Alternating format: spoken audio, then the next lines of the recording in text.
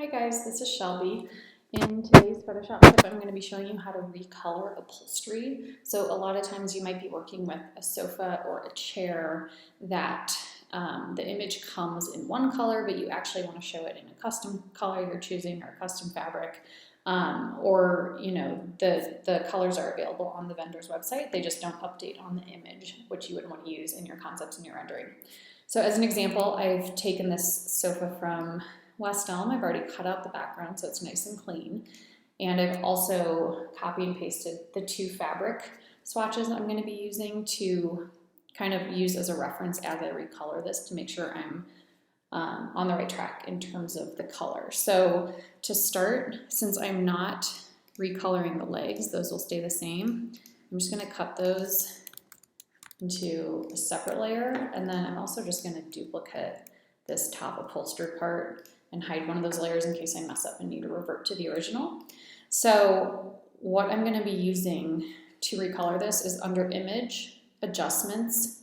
I'm going to be toying with the brightness and contrast, hue saturation, and photo filter as well. So to start, if I'm going for this navy color, it's obviously a lot darker than this neutral color shown. So I'm going to start by just darkening the sofa. So now this is like kind of a dark gray, but I need to add some color to it. So this is when I would actually look at a photo filter and aim for a blue tone. You can play with the density to kind of make it more saturated.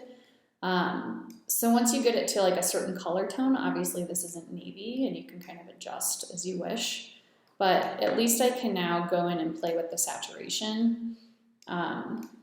And that will be a little bit easier than matching it exactly on the color tint. So now if I go in and play with saturation, you can desaturate, you can increase the saturation, and then if I play with the hue, this is where I can actually get it to be less purple, more blue, more pink, whatever you're going for.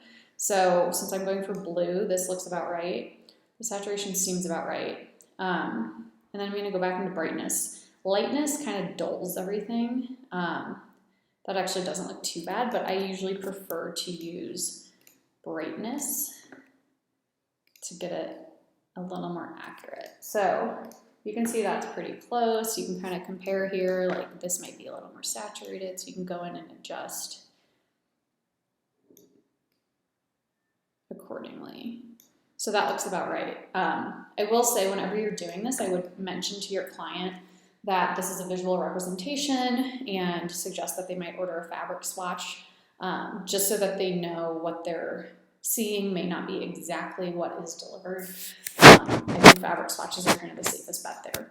So that's the navy example, and then I wanted to just show you the opposite example here, which would be like a bright, warm tone. So I duplicated my layer again, and I'm gonna do the same thing.